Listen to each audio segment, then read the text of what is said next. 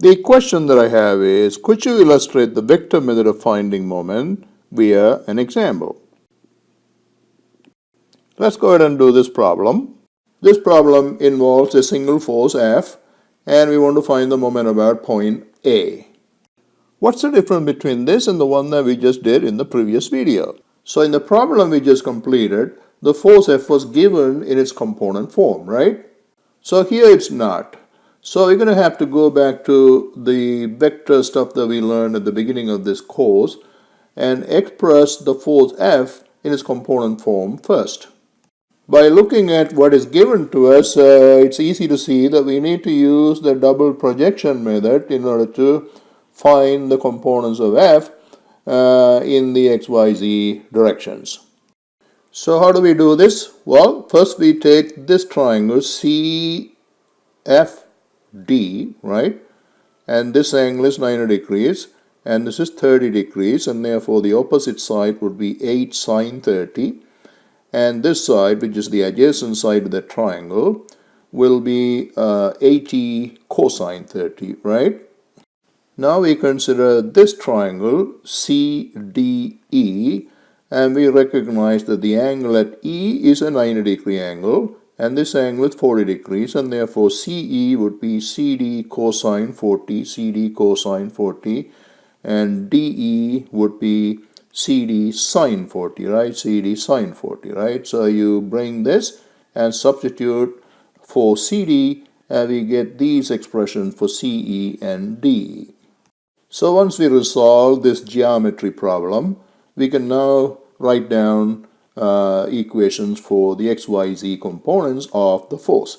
So Fx is simply this distance right there, and this happens to be in the positive x direction, and therefore Fx is plus dE, which is 80 cosine 30 sine 40, which works out to be 44.53 Newton. And the y component of the force is simply CE, right? Again, that's in the positive direction, and therefore that will be 80 cosine 30 cosine 40, which is 53.07 Newton. And the z component is this with the negative sign in front of that, right? So that's simply minus dF, which is minus 80 sine 30, which is minus 40 Newton.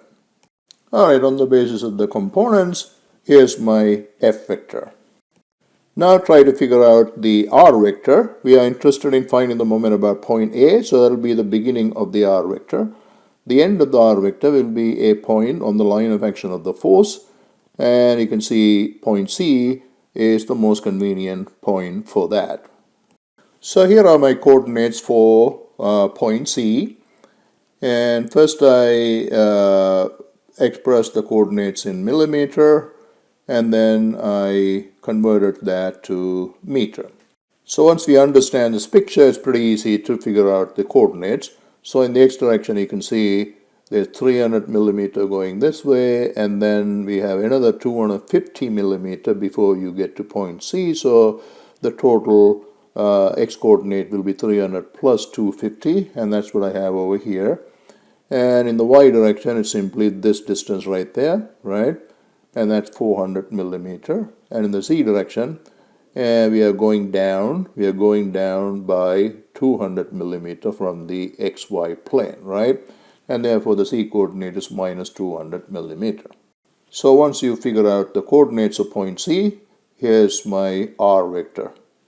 So here are the details of the rest of the calculation. The steps are identical to what we did in the first two examples, you can easily follow this.